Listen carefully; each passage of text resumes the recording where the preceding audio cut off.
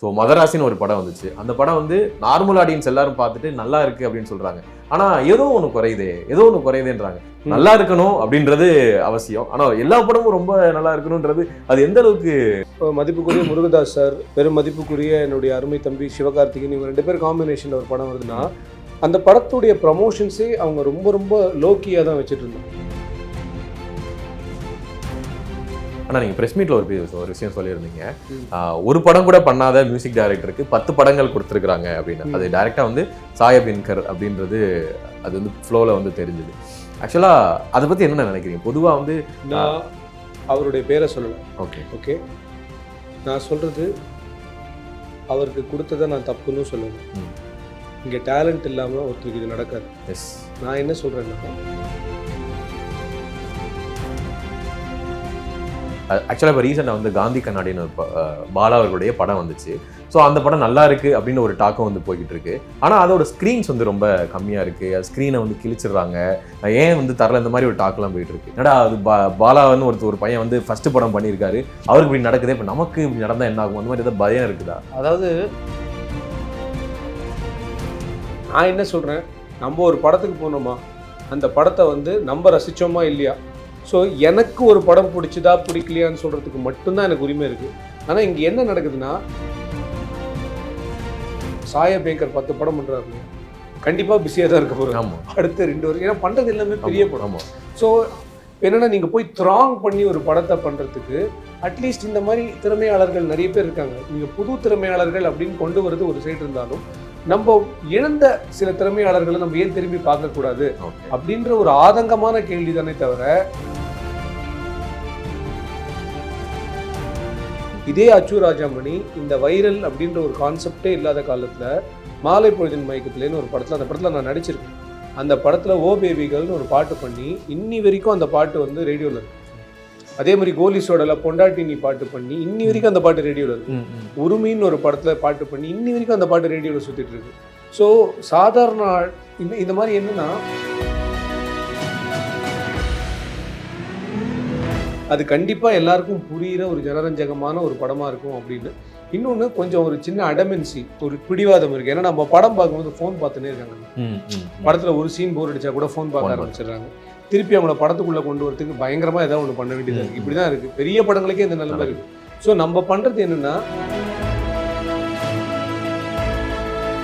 உனக்காக எக்ஸ்ட்ராவாக வேணா ஒன்று சொல்கிறேன், சீரியலில் ஒரே ட்ரெஸ்ஸில் பார்த்த குமரனை நீங்கள் கலர் ட்ரெஸ்ஸில் பார்க்கணும், கிளம்பி வாங்க. செப்டம்பர் 12 குமார சம்பவம் தியேட்டர்ஸ். ஆச்சி ராயல் குலோப் ஜாமுன் பேக்ஸ், 1 வாங்கினால் 1 இலவசம். ஆக்சுவலாக நானே இதை கேட்கலாம்னு நீங்களே வந்து சொல்லிட்டீங்க. ஆடியன்ஸ் வந்து இன்டெலிஜென்ட்டாக இப்போ என்டர்டைன்மெண்ட்டை தாண்டி இப்போ நான் வேறு படத்தை வச்சே நான் சொல்கிறேன். ஸோ மதராசின்னு ஒரு படம் வந்துச்சு. அந்த படம் வந்து நார்மல் ஆடியன்ஸ் எல்லாரும் பார்த்துட்டு நல்லா இருக்குது அப்படின்னு சொல்கிறாங்க. ஆனால் ஏதோ ஒன்று குறையுதேன்றாங்க. இவங்க எல்லாருக்குமே வந்து டூரிஸ்ட் ஃபேமிலி மாதிரி வெளியே வரும்போது பேங்காக வெடிச்சு வரணும், எல்லா படமே ரொம்ப நல்லா இருக்கணும் அப்படின்றது அவசியம் இல்லை தானே? நல்லா இருக்கணும் அப்படின்றது அவசியம், ஆனால் எல்லா படமும் ரொம்ப நல்லா இருக்கணும்ன்றது அது எந்த அளவுக்கு இல்லை? ஒரு படம் வந்து அதுக்கான எக்ஸ்பெக்டேஷன் மீட்டரை செட் பண்ணணும். ஓகே, எனக்கு வந்து மதிப்புக்குரிய முருகதாஸ் சார் அண்டு பெரும் மதிப்புக்குரிய என்னுடைய அருமை தம்பி சிவகார்த்திகேயன், இவங்க 2 பேர் காம்பினேஷனில் ஒரு படம் வருது, அனிருத் மியூசிக்கில் படம் வருதுன்னா அந்த படத்துடைய ப்ரமோஷன்ஸே அவங்க ரொம்ப ரொம்ப லோக்கியாக தான் வச்சுட்டு இருந்தாங்க. ஓகே, ஸோ அதனால் இது என்ன மாதிரியான படம், என்ன மாதிரியான படைப்பு, இது என்ன பேச போகுது அப்படின்றது வந்து ஆடியன்ஸ்குள்ளே ஒரு டிபேட் ஒன்று அவங்க கிரியேட் பண்ணவே விரும்பல. அந்த படத்தை அப்படியே அவங்க எக்ஸ்பீரியன்ஸ் பண்ணட்டும் அப்படின்ற மாதிரி தான் இந்த படத்தை ரிலீஸ் பண்ண தான் நான் பார்க்குறேன். ஸோ அதனால் என்னென்னா, ஒருவேளை இது இந்த மாதிரியான படம் அப்படின்னு ஒருவேளை ஒரு நரேட்டிவ் செட் பண்ணி, ஒருவேளை அது ஆடியன்ஸ்க்கு வந்து கம்ப்ளீட்டாக அவேவாக தோணி, அதுக்கப்புறம் ஏன்னா இன்றைக்கி ஆன்லைன் பேஷிங் அப்படின்றது நிறைய இருக்குது. அதுவும் பெரிய படங்கள் அப்படின்னும் போது பெரிய பேஷிங் நடக்கிறது வந்து எந்த ஒரு பெரிய ப்ரொடக்ஷன் கம்பெனியோ பெரிய டைரக்டரோ பெரிய நடிகர்களோ இன்றைக்கி விரும்புறது கிடையாது. ஸோ அதனால் நார்மல் ஆடியன்ஸ்க்கு பிடிக்குது, ரிவ்யூவர்ஸ்க்கு பிடிக்கல, இது எல்லாமே வந்து பர்செப்ஷன் தான். நான் என்ன சொல்கிறேன், நம்ம ஒரு படத்துக்கு போனோமா, அந்த படத்தை வந்து நம்ம ரசித்தோமா இல்லையா, ஸோ எனக்கு ஒரு படம் பிடிச்சதா பிடிக்கலையான்னு சொல்கிறதுக்கு மட்டும்தான் எனக்கு உரிமை இருக்குது. ஆனால் இங்கே என்ன நடக்குதுன்னா, இந்த படம் யாருக்குமே பிடிக்காது அப்படின்றவங்க, எனக்கு புரியவில்லை, எனக்கும் சேர்த்து நீ எப்படி போய் முடிவெடுப்ப அப்படின்ற மாதிரி தான் இருக்குது. ஸோ அதுதான் இப்போ நடக்குதுன்னு நான் நினைக்கிறேன். இப்போது நான் மதராசின்னு சொல்லலை, இல்லை புரியுது, பட் நிறைய படங்களுக்கு இது நடக்குது. ஆனால் என்னென்னா, பெருவாரியான ஆடியன்ஸ்க்கு எது ரொம்ப பிடிக்குதோ, இப்போ வந்து அப்போ இதே சிவகார்த்திகேயன் சாரோட போன படம் இந்த அமரன் பார்த்தீங்க அப்படின்னா தியேட்டரில் நானே 3 தடவை பார்த்தேன். ஓகே, ஒரு படமும் ஒரு உணர்வை தான் சொல்ல முடியும். எல்லா படமும் சிவகார்த்திகேயனே வந்து அமரன் மாதிரி அவர் நடிக்க முடியாது. ஸோ ஒரு ஹீரோவாக அவரும் தன்னுடைய க்ரோத்தை வந்து பார்க்கணும், அவரும் பலதரப்பட்ட ஆடியன்ஸை ரீச் பண்ணணும், புதுசாக ஜானர்ஸ் ட்ரை பண்ணணும் தான் அவர் எடுத்துகிட்டு இருக்கிற போது இந்த படத்துலலாம் ஸ்டண்ட்ஸ் எல்லாம் இவ்வளோ ரிஸ்க் எடுத்து ஒரு ஆர்டிஸ்ட் பண்ணி ரொம்ப நாள் ஆச்சு பார்க்கணும். ஸோ அந்த மாதிரிலாம் he has done something. But அதுக்கான வரவேற்பு கண்டிப்பாக இருக்குல்ல. நான் அவ்வளோதான் சொல்கிறேன். இதை வந்து நம்ம எப்படி டைசெக்ட் பண்ணுறதுன்னு எனக்கு தெரியல. ஆடியன்ஸ் ஒரு படத்துக்கும் இன்னொரு படத்துக்கும் அந்த படம் மாதிரி இந்த படம் இல்லையே அப்படின்னு எக்ஸ்பெக்ட் பண்ணுறது அப்படின்றது அந்த நடிகருடைய படங்கள் சார்ந்ததா இல்லை பொதுவாக வந்திருக்கிற படங்களில் இது எப்படி இருக்குன்னு சார்ந்ததான்றது அந்தந்த நேரத்தை தான் பொறுத்து இருக்கே தவிர மிச்சப்படி அதுக்கு ஒரு பெரிய சயின்ஸ்லாம் எனக்கு தெரிஞ்சு இல்லைப்பா. Okay okay. ஆக்சுவலாக இப்போ ரீசெண்டாக வந்து காந்தி கண்ணாடின்னு பாலா அவர்களுடைய படம் வந்துச்சு. ஸோ அந்த படம் நல்லா இருக்குது அப்படின்னு ஒரு டாக்கம் வந்து போய்கிட்டு இருக்கு. ஆனால் அதோட ஸ்க்ரீன்ஸ் வந்து ரொம்ப கம்மியாக இருக்குது, அது ஸ்க்ரீனை வந்து கிழிச்சிடுறாங்க, ஏன் வந்து தரல, இந்த மாதிரி ஒரு டாக்லாம் போயிட்டு இருக்கு. கிட்டத்தட்ட நான் ஏன் இங்கே வந்து வைக்கிறேன் அப்படின்னா குமார சம்பவம்னு ஒரு படம் இருக்குது. கிட்டத்தட்ட நீங்களும் ஆடியன்ஸ் கூட ரொம்ப கனெக்டான ஒருத்தர். ஸோ நீங்கள் இந்த மாதிரி ஒருவேளை நடந்தா நம்ம என்ன ஆகுமோ, என்னடா அது பாலான்னு ஒரு பையன் வந்து ஃபர்ஸ்ட் படம் பண்ணியிருக்காரு, அவருக்கு இப்படி நடக்குது, இப்போ நமக்கு இப்படி நடந்தால் என்ன ஆகும், அந்த மாதிரி ஏதாவது பயம் இருக்குதா? அதாவது இது பொதுவாக மேபி என்னுடைய முதல் படம் வேற யாரும் பண்ணியிருந்தா ஒருவேளை இந்த பயம் எனக்கு ஏற்பட்டிருக்கலாம். எனக்கு வந்து இப்போ கணேஷ் சார் வந்து கடந்த ஒரு 6 வருஷமா தெரியும். இப்போ நீங்கள் வந்து பாலா வந்து இதுக்கு முன்னாடி அதாவது என்ன அவருடைய முதல் படம்னு சொல்றீங்க, அவருடைய படத்துல தான் முதல் படமே தவிர அவர் நல்ல தெரிஞ்ச முகம். இப்போ நானும் அதே தான், படம் ஃபர்ஸ்ட் படம், பட் நல்ல தெரிஞ்ச முகம். ஆனா இதுக்கு முன்னாடி யாத்திசைன்னு ஒரு படம் பண்ணாங்க இந்த ப்ரொடக்ஷன், யாருமே தெரியாது. அதாவது யாராவது நீங்க சுத்தி தேடி யாராவது தேடி பிடிச்சிடலாமான்னு நீங்க பிடிச்சிங்கன்னா கூட ஒரு தெரிஞ்ச முகம் கூட இருக்காது. அந்த படத்தையே யாத்திசைன்ற ஒரு படத்தையே அவ்வளோ ரீச் பண்ணார் அவர் கணேசர். அது வந்து நாங்களே எல்லாம் கூட ப்ரமோஷன் பண்ணோம். நான் அப்போ பாண்டியஸ் பண்ணிட்டு இருந்தேன். பட் அதனுடைய ப்ரொமோஷன்ஸ் வந்து நீங்க யாத்திசை பண்ண ப்ரொடியூசர் நான் வெளியே சொல்லும் போது என்ன படம் பண்ற யாருக்கு அப்படின்னோட இந்த மாதிரி பாலாஜி நான் சொல்லுவேன், என்ன ப்ரொடக்ஷன் யாரு அப்படின்னு கேட்கும்போது யாத்திசை பண்ணாங்க அந்த ப்ரொடக்ஷன், ஓ ஓகே அப்படின்றாங்க. யோசிக்கிறதெல்லாம் கிடையவே கிடையாது. அப்போ அது என்ன அர்த்தம்னா அந்த அளவுக்கு அவர் எல்லா இடமும் ரீச் பண்ணியிருக்காருன்னு அர்த்தம். அவர் இந்த படம் பண்றாரு, நான் உட்காந்து என் வேலையை மட்டும் பார்த்துட்டேன், உட்காந்துருக்கேன். ஓகே. ஆனால் நீங்கள் ப்ரெஸ் மீட்டில் ஒரு விஷயம் சொல்லியிருந்தீங்க, ஒரு படம் கூட பண்ணாத மியூசிக் டைரக்டருக்கு 10 படங்கள் கொடுத்துருக்குறாங்க அப்படின்னு. அது டைரெக்டாக வந்து சாயபின்கர் அப்படின்றது அது வந்து ஃப்ளோவில் வந்து தெரிஞ்சுது. ஆக்சுவலாக அதை பற்றி என்ன நினைக்கிறீங்க? பொதுவாக வந்து நான் அவருடைய பேரை சொல்லலை. ஓகே ஓகே, நான் சொல்கிறது அவருக்கு கொடுத்ததை நான் தப்புன்னு சொல்லலை. இங்கே டேலண்ட் இல்லாமல் ஒருத்தருக்கு இது நடக்காது. எஸ், நான் என்ன சொல்கிறேன்னா is a padding artist and is really doing well. எனக்கு வந்து அவரோட மியூசிக் வந்து எனக்கு ரொம்ப எக்ஸைட்டிங்காக இருக்குது. புரியுதா? எனக்கும் அவருக்கும் எந்த இதுவும் கிடையாது. நான் என்ன சொல்கிறேன்னா நம்ம நெக்ஸ்ட் புதுசுன்னே நம்ம பார்த்துட்டு போயிட்டுருக்கோமே தவிர கொஞ்சம் நம்ம இழந்த நல்ல மியூசிக் டைரக்டர் சில பேருக்கு அவங்களுக்கு ஒரு வாய்ப்பு அப்படின்றது வந்து இங்கே ஏதாவது ஒரு டைரக்டரோ ஒரு ப்ரொடியூசரோ டிசைட் பண்ணால் டக்குன்னு கொடுத்துட முடியும். ஓகே, அவங்கக்கிட்டேருந்து அற்புதமான மியூசிக் வரும். இந்த படத்தில் நீங்கள் வந்து ஆடியோ கேட்டு பாருங்கள், இந்த மியூசிக் சமீபத்தில் நீங்கள் எங்கேயுமே கேட்டிருக்க மாட்டீங்க. அவ்வளோ கிளியராக இருக்கும், அவ்வளோ கமர்ஷியலாக இருக்கும், மனசுக்கு ரொம்ப நெருக்கமான மியூசிக். இந்த படம் பார்த்தா நிறைய பேர் சொல்கிறது என்னென்னா இந்த படத்தோட மியூசிக் ரொம்ப ஸ்டன்னிங்காக இருக்கும். குமரனுக்கும் மியூசிக் சென்ஸ் ஜாஸ்தி. நான் எல்லா பாட்டும் ஃபஸ்ட்டு குமரனுக்கு தான் இருக்கும். Okay okay. இவ்வளோ நல்ல பாட்டெல்லாம் எப்படி வந்தது இந்த படத்தோடைய 2 பாட்டு தான் இப்போ வந்து ஃபஸ்ட்டு நாங்கள் சிங்கிள்ஸாக விட்டோம், இப்போ ஜுக் பாக்ஸ் விட்டுருக்கோம். அதற்கு கிடைக்கிற வரவேற்பே ரொம்ப பயங்கரமாக இருக்குது எங்களுக்கு. ஸோ ஏன் சொல்கிறேன்னா அச்சு ராஜாமணின்ற ஒரு மியூசிக் டைரக்டர் வந்து என்னைக்கோ ஒரு நாள் நான் சும்மா ஏதோ ஒரு ஹோட்டலில் பார்க்க, ரொம்ப வருஷம் ஃப்ரெண்டு, ஹோட்டலில் பார்க்கும்போது அடுத்து என்னடா பண்ணுற அப்படின்னு உடனே என்கிட்ட நான் இந்த மாதிரி ஒரு படம் பண்ணுறேன்டா, மியூசிக் ஆடுறா அப்படின்னு திடீர்னு தோணி நீயே பண்ணுறா அப்படின்னு டக்குன்னு அப்படி ஆரம்பிச்ச கதை. இதே அச்சு ராஜாமணி இந்த வைரல் அப்படின்ற ஒரு கான்செப்டே இல்லாத காலத்தில் மாலை பொழுதின் மயக்கத்துலேன்னு ஒரு படத்தில், அந்த படத்தில் நான் நடிச்சிருக்கேன். அந்த படத்தில் ஓ பேபிகள்னு ஒரு பாட்டு பண்ணி இன்னி வரைக்கும் அந்த பாட்டு வந்து ரேடியோவில் இருக்குது. அதே மாதிரி கோலிசோடல பொண்டாட்டி நீ பாட்டு பண்ணி இன்னி வரைக்கும் அந்த பாட்டு ரேடியோவில் இருக்கு. உரிமைன்னு ஒரு படத்தில் பாட்டு பண்ணி இன்னி வரைக்கும் அந்த பாட்டு ரேடியோவில் சுற்றிட்டு இருக்கு. ஸோ சாதாரண இந்த மாதிரி என்னென்னா இப்போ அச்சுவை நோக்கி நிறைய டைரக்டர்ஸோ ப்ரொடியூசரோ எல்லாரும் போகணும்னு நான் சொல்லலை. அட்லீஸ்ட் சரி இப்போ சாயபேங்கர் 10 படம் பண்ணுறாரு இல்லையா, கண்டிப்பாக பிஸியாக தான் இருக்க போகிறோம் அடுத்த 2 வருஷம். ஏன்னா பண்ணுறது எல்லாமே பெரிய படம். ஸோ என்னென்னா நீங்கள் போய் த்ராங் பண்ணி ஒரு படத்தை பண்ணுறதுக்கு அட்லீஸ்ட் இந்த மாதிரி திறமையாளர்கள் நிறைய பேர் இருக்காங்க. நீங்கள் புது திறமையாளர்கள் அப்படின்னு கொண்டு வரது ஒரு சைடு இருந்தாலும் நம்ம இழந்த சில திறமையாளர்களை நம்ம ஏன் திரும்பி பார்க்கக்கூடாது அப்படின்ற ஒரு ஆதங்கமான கேள்வி தானே தவிர மிச்சப்படி யாருக்குமே ஒருத்தரோட வளர்ச்சியை தடுக்கிறதுக்கு நோக்கமும் கிடையாது. எனக்கு ஒருத்தர் வளர்ந்தா ரொம்ப ரொம்ப பிடிக்கும். ஏன்னா நான் எந்த மாதிரினா, ஒருத்தர் வளர்ந்தா நான் நிறைய கை தட்டுவேன். ஏன்னா கண்டிப்பாக எனக்கு தெரியும் at some point of time நான் வளரும்போது எனக்கு யாராவது கை தட்டுவாங்கன்னு எனக்கு தெரியும். ஸோ அதனால் அட்லீஸ்ட் இந்த கேள்வியை கேட்டதுக்கு ரொம்ப நன்றிப்பா. அதனால் நான் இதை அட்லீஸ்ட் உன் மூலமாக நான் கிளாரிஃபை பண்ணிக்கிறேன். ஓகேண்ணா. ஏன்னா பேசக்கூடிய விஷயங்கள், பேசக்கூடிய இடங்கள், பேசக்கூடிய ஆட்கள் இது மாதிரி சின்ன ஒரு க்ளூ கிடைத்தாலும் அப்பா அப்படின்னு சொல்லிட்டு பேசுறாங்க. அதனால அதை கேட்கணும்னு தோணுச்சு எனக்கு. அண்ட் எனக்கு இந்த பாட்டுல ஒரு ஒரு ஒரு ஃப்ரேம் ரொம்ப பிடிச்சது. ஆக்சுவலா ட்ரெய்லர்ல காமிச்சது அந்த ஸ்கூட்டி மாதிரி ஒரு வண்டியில நடந்து போயிருந்தீங்க. அது எப்படி எப்படி வச்சு உருட்டிட்டு போனீங்க எனக்கு புரியல. ஃபுல்லா பிளான் ரொம்ப டிஃப்ரெண்டா இருந்துச்சு. பொதுவாக ஸ்கூட்டியை வந்து உருட்டிட்டு போறதே ஒரு மாதிரி இருக்கும், நம்ம கண்ட மணிக்கு அது போகும்.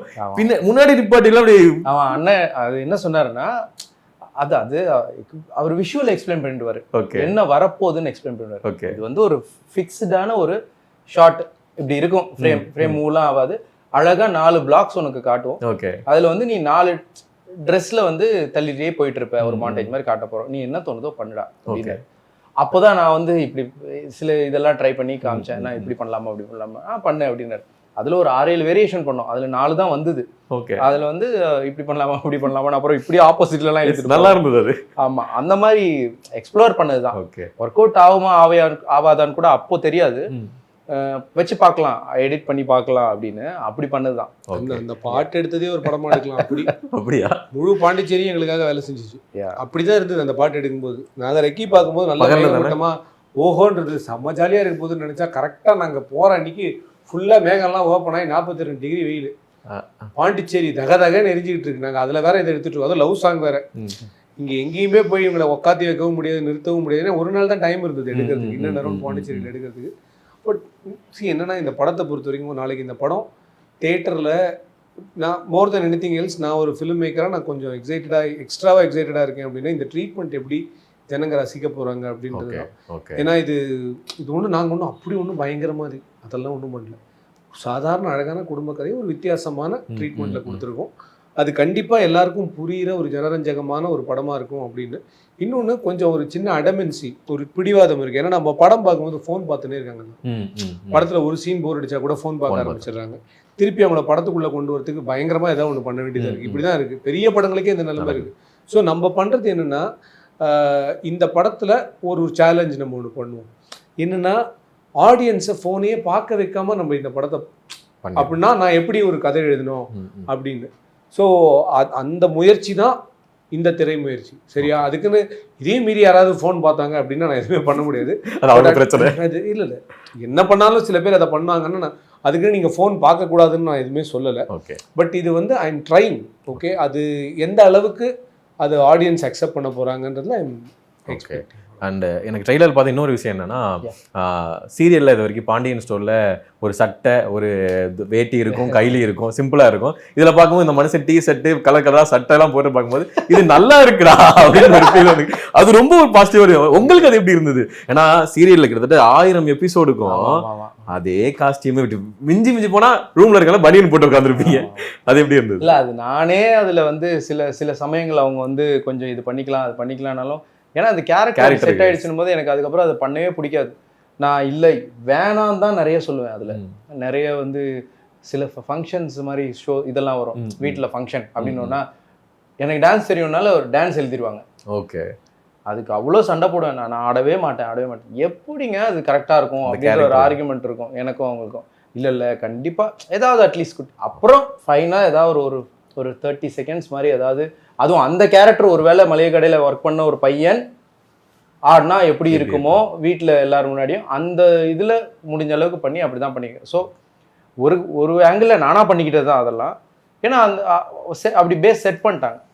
பட் இதில் வந்து நல்ல ஷர்ட்ஸ் அதெல்லாம் பட் இருந்தாலும் இதுலேயும் ஒரு மீட்டர் ஃபாலோ பண்ணி தான் ரொம்ப நல்லா இருக்கணும் அப்படின்னு ட்ரை பண்ணவே இல்லை.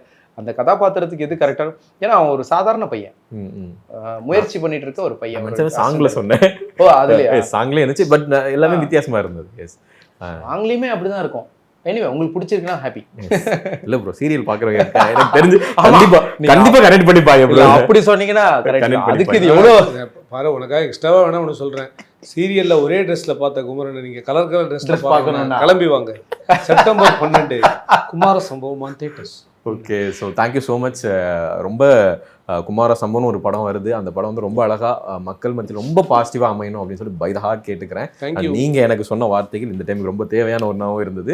Thank you so much. உனக்கும் பிஃபோர் வி எண்ட் நான் இன்னும் சில விஷயங்கள் சொல்கிறேன். குமார சம்பவம்ன்றது நாங்கள் மட்டுமே பண்ண படம் கிடையாது. ஸோ நிறைய குமரவேல்னா, ஜிஎம் குமார் சார், வினோத் முன்னா, வினோத் சாகர், பாலசரவணன், சிவா அரவிந்த், லிவிங்ஸ்டன் சார், இன்னும் நிறைய சர்ப்ரைஸ், அர்ஜய், நிறைய சர்ப்ரைசஸ் இந்த படத்தில் இருக்குது. ஸோ இந்த கேங் தான் இந்த படம். அண்டு பாயல்னு ஒரு புது பொண்ணு இன்ட்ரடியூஸ் ஆகிறாங்க. அண்ட் அச்சு ராஜாமணியோட மியூசிக் ஆல்ரெடி நிறைய பேசப்பட்டு கொண்டிருக்கிறது. அண்ட் என் கேமராமேன் ஜெகதீஷ் இந்த படத்துக்கு ஒரு வித்தியாசமான டோன் அண்ட் கலர் அவர் தான் செட் பண்ணார். அண்ட் என்னோட எடிட்டர் மதன், நான் ஏற்கனவே சொன்னேன், Madan is the backbone of this film. And Vasu எங்கள் ஆர்ட் டைரக்டர், நந்தினி எங்களோட ஸ்டைலிஸ்ட், இவங்க எல்லாம் தான் இந்த படத்துடைய அழகு காரணம். அண்ட் மோரோவர் இந்த மாதிரி ஒரு இக்கோ சிஸ்டமை எங்களுக்கு ரொம்ப முதல்லேருந்தே செட் பண்ணி கொடுத்த எங்கள் Ravi sir and Srini sir, இவங்க 2 பேரும் எங்களுக்கு 2 பேருக்குமே ரொம்ப க்ளோஸ். அவங்க 2 பேரும். ஸோ அவங்க ஒன்று, ப்ளஸ் எங்கள் இபிடி மிஸ்டர் ராகேஷ், ராம், மோகன், இவங்க எல்லாருமே ஒரு இணைப்பு. எல்லாத்துக்கும் மேலே இந்த படத்துக்கு சவுண்ட் டிசைன் அமைச்சு கொடுத்த சவுண்ட் வைப்ஸ் டீம். அண்ட் இந்த டிசைன்ஸ் ரொம்ப பெருசாக பேசப்பட்டு கொண்டிருக்கிறது, அதை பண்ண சந்தோஷன் டீம். இவங்க எல்லாருக்குமே இந்த படம் எல்லாருமே ரொம்ப ஹார்ட்லேருந்து வேலை பண்ண ஒரு படமாக இது அமைஞ்சிருக்கு. ஸோ இத்தனை விஷயத்தையும் இவ்வளோ பெருசாக கொண்டு வந்து சேர்க்கறதுக்காக எங்களுக்காக ஒர்க் பண்ணியிருக்கிற எங்கள் பிஆர் டீம், நிகில் முருகன் சாரோட டீம். அண்ட் இது அத்தனையும் எங்களுக்கு அமைச்சு கொடுத்த வீனஸ் இன்ஃபோர்டைன்மெண்ட் கணேஷ் சார் வந்து இந்த படத்துடைய ஒரு சக்ஸஸ் அப்படின்றத வந்து எங்கள்லாம் கூட ரொம்ப ஆவலாக எதிர்பார்த்துட்டு. ஏன்னா அவருக்கு வந்து இன்வெஸ்ட்மெண்ட் அப்படின்றதெல்லாம் விஷயமே கிடையாது. ஸோ அவருக்கு வந்து அது மேட்ரே இல்லை. இந்த படத்தை எப்படி ஆடியன்ஸ் ரசிக்க போகிறாங்கன்றதை நான் பார்க்கணும். ஏன்னா நம்ம நிறைய தடவை பார்த்துட்டோம், நம்ம என்ஜாய் பண்ணிட்டோம். பட் அதையும் மீறி நாங்கள் ஃபோக்கஸ் ஸ்க்ரீனிங்ஸ் போடும்போது வரக்கூடிய ஃபீட்பேக்ஸை நாங்கள் எப்படி எடுத்துக்கிறோம், இதெல்லாம் தாண்டி ஒரு டீமாக ஒரு 1.5 வருஷம் நாங்கள் ட்ராவல் பண்ணியிருக்கோம். 1 வருஷம் 1.5 வருஷம் கிட்ட என்ன போஸ்ட் ப்ரொடக்ஷன்லேருந்து ப்ரீ ப்ரொடக்ஷன்லேருந்து ஆரம்பிச்சு போகுது இல்லையா. ஸோ அதுக்கப்புறம் ஒரு நல்ல ப்ராடக்டாக இது வரத்துக்கு இவ்வளோ வேலை பண்ணியிருக்கோம் நாங்கள். ஸோ இது எங்களுக்கு ஒரு நிறைவை தந்த ப்ராடக்ட். ஸோ இந்த ப்ராடக்ட் ஆடியன்ஸ்க்கு இன்னொரு மனநிறைவை தரணும் அப்படின்றது தான் எங்கள் எல்லாருடைய ஆசை. அண்ட் இந்த படத்தை பார்க்க வர ஆடியன்ஸ்க்கு மூலமாக நான் கேட்டுக்கிறது ஒன்று தான், தமிழ் படம் தானே, எங்கே பார்த்தாலும் புரியும், எங்கேருந்து பார்த்தாலும் புரியும் அப்படின்னு ஒரு மித்து ஒன்று இருக்குது. ஆனால் இந்த படத்தோடைய 2வது நிமிஷத்துலேருந்தே இந்த படத்தோட கதை ஆரம்பிச்சிடும். ஓகே, ஸோ அதனால் டைட்டில்லேருந்து இந்த படத்தை பார்க்குறது ஒரு மஸ்ட் அப்படின்னு நான் நினைக்கிறேன். அதே மாதிரி என் டைட்டில் பாட்டு ஒன்று இருக்குது. அந்த பாட்டோட எண்டு வரைக்கும் நீங்கள் இந்த படத்தை பார்த்தீங்கன்னா ஒரு முழு நீள என்டர்டெயின்மெண்ட்டை பார்த்த ஒரு சந்தோஷம் உங்களுக்கு கிடைக்கும் அப்படின்னு நாங்கள் நம்புகிறோம். அந்த நம்பிக்கையை நீங்கள் உண்மையாக்கணும் அப்படின்றது மட்டும்தான் நான் கேட்டுக்கிறேன். தேங்க்யூ. நானும் சொல்லணும், இந்த படத்தோட டிஓபி ஜெகதீஷ், நான் அவருடைய இதுக்கு முன்னாடி ஒரு படம் பண்ணதை பார்த்துருக்கேன். அவரோட ஒர்க் எனக்கு ரொம்ப என்ஜாய் பண்ணி பார்த்தேன்னா இந்த படத்துக்கும் அவர் தான் டிஓபி. ஸோ என்னுடைய இப்போ நம்ம பேசிகிட்டு இருந்தோம்ல, நான் என்னோட லுக்குக்காக நீங்கள் சொல்லியிருந்தீங்களா, அதுலலாம் என்னை விட ரொம்ப கான்ஷியஸாக இருந்த ஒரு ஜெகதீஷ். இப்படி இந்த ஷர்ட் போடலாம், இந்த ஃப்ரேமுக்கு இந்த ஷர்ட் போட்டால் நல்லாயிருக்கும் அப்படின்னு அவர் ஃபிக்ஸ் பண்ணிக்கிறதா இருக்கட்டும். அவர் வந்து ரொம்ப என்ஜாய் பண்ணி ஒரு விஷயம் நல்லா நடந்துச்சு, நல்லா இருந்துச்சு அப்படின்னா அதுக்கப்புறம் வீட்டுக்கு போன அப்புறம் ஃபோன் பண்ணி நீங்கள் இந்த இடம் ரொம்ப எனக்கு ரொம்ப நான் என்ஜாய் பண்ணி பார்த்தேன் அப்படின்னு ஒரு ஆடியன்ஸ் மாதிரி பேசுவார். அவ்வளோ அப்ரிஷியேட் பண்ணுவார். ஸோ எனக்கு அவருடைய ஒர்க் நம்ம குமார சம்பவம்ல அவ்வளோ அழகாக ஒரு வீட்டுக்குள்ளே நிறைய ஷார்ட்ஸ் இருந்தாலும் அவ்வளோ அழகாக அது வந்து ரசிக்கக்கூடிய மாதிரி ஒரு கம்போசிஷன், அழகான லைட்டிங், ரொம்ப அந்த வீட்டுக்குள்ளேயே இருந்து பார்க்குற மாதிரி ஒரு ஃபீலிங் உங்களுக்கு கண்டிப்பாக இருக்கும். நீங்கள் உண்மையாக பக்கத்தில் உட்காந்து அந்த 2 பேர் பேசுகிறத பார்க்குற மாதிரி ஒரு ஃபீலிங்லாம் நிறைய மொமெண்ட்ஸில் வரும். நீங்கள் அதை பார்க்கும்போது தெரியும். அதே மாதிரி எடிட்டர் மதன், அவரும் அதே தான். ஏதாவது ஒரு ஷார்ட் எடிட் பண்ணும்போது ஏதாவது ரொம்ப அழகாக இருந்துச்சுன்னா எனக்கு ஃபோன் பண்ணி சொல்லுவார், இந்த இடம் ரொம்ப அழகாக பண்ணியிருக்கீங்க, நான் ரொம்ப ரசித்தேன் அப்படின்னு. ஒரு இமோஷ்னல் சீனை அடிக்கடி சொல்லிகிட்டு இருப்பார், ரொம்ப நல்லா பண்ணியிருக்கீங்க அப்படின்னு. அதே மாதிரி இந்த கதைக்கு இது இருந்தால் குமரனுக்கு நல்லாயிருக்கும் அப்படின்னு அவர் ஃபீல் பண்ணி சில விஷயங்கள்லாம் அதெல்லாம் அண்ணாட்ட கன்வின்ஸ் பண்ணுறதா இருக்கட்டும், இல்லை என்கிட்ட வந்து அது தூக்குனாலும் இது ஏன் தூக்கணும்னா அப்படின்னு சொல்கிறதா இருக்கட்டும். அதான் இது அழகாக ஒரு யாருக்கும் யார் மேலேயும் இது வந்துடாமல், இது எல்லாமே ப்ராடக்டோட ஒரு நல்ல ஒரு அந்த நோக்கத்துக்கு தான் இது எல்லாமே அப்படின்றது எல்லா இடத்துலையும் வெளிப்படும். ஸோ அப்படி ஒரு ப்ராடக்டாக இது வந்திருக்கு. And at the same time இவ்வளோ விஷயங்களையும் சேர்த்த கணேஷ் சார், அது எல்லாமே எனக்கு தெரியும் இது குமரனோட சக்ஸஸுக்காக தான் அப்படின்றது எனக்கு தெரியும். ஸோ எனக்கு இது ஒரு நல்ல படமாக அமைஞ்சிடணும் அப்படின்றதுல அவர் ரொம்ப கான்ஷியஸாக இருக்கார். அவர் சொன்ன மாதிரி வியாபாரங்கிறது ரெண்டாவது, அதுக்கு முன்னாடி அவருக்கு இந்த ஒரு எண்ணம் அவருக்கு இருந்துக்கிட்டே இருக்குது. அது எனக்கு நல்லா தெரியும். அதையும் தாண்டி அவர் ஒரு நல்ல கிரியேட்டர். ஆக்சுவலாக ப்ரொடியூசரை தாண்டி அவர் ரொம்ப நல்ல கிரியேட்டர். ஒரு நல்ல ஸ்கிரிப்ட் சென்ஸ் இருக்கும் அவருக்கு. எது சொன்னாலும் அவர் அதில் எது நல்லா இருக்கும் நல்லா இல்லை அப்படின்றதெல்லாம் அழகாக பிரித்து நமக்கு தெளிவாக சொல்லிவிடுவார். அதுக்கப்புறம் நம்மக்கிட்ட விட்டுருவார் அவர். இது எனக்கு தோணுது, நீங்கள் பார்த்துக்கோங்க அப்படின்றவார். ஸோ இதெல்லாம் எல்லாத்தையும் ஒருங்கிணைச்சு இந்த படம் என்ன நம்பி இவ்வளோ பெரிய ப்ராஜெக்டாக எனக்கு கொடுத்துருக்க கணேஷ் சாருக்கு கண்டிப்பாக நான் தேங்க்ஸ் சொல்லுவேன். ஆக்சுவலி உங்கள்கிட்ட ஒன்று ஷார்ட் அண்ட் ஸ்வீட்டாக அது நீங்கள் சொல்லலாம். ஏன்னா இப்போ யாரோ ஒருத்தவங்க ஒன்று கேட்டுட்டு இத்தனை வருஷம் சீரியல் நடிச்சிருக்கிறீங்களே, சினிமாலையும் நான் நடிக்க தான் போகிறீங்க, ஆமாம் அது ஏன் சினிமா, அது ஏன் ரெண்டும் நடிக்க தானே செய்கிறீங்க அப்படின்னு உங்கள்கிட்ட யாராவது டக்குன்னு வந்து கேட்டாங்கன்னா அதுக்கு என்ன பதில் சொல்லுவீங்க? அதுதான் ஏன் சின்ன வயசுல நான் ரொம்ப பின்னாடி போனோம். ஸோ சின்ன வயசுல எனக்கு ஹீரோ ஆகணும்னு அப்படின்னு ஆசைப்பட்டேன். ப்ளஸ் எங்கள் அப்பா என்னை கேட்டுக்கிட்டது நீ சினிமாவில் ஹீரோ ஆகணும் அப்படின்னு. ஸோ அதுக்காக நான் போகிறேன்னு வச்சுக்கோங்களேன். ஓ நைஸ். Okay, thank you. நன்றி. ஆச்சி ராயல் குலோப் ஜாமுன் பேக்ஸ் ஒன்று வாங்கினால் ஒன்று இலவசம்.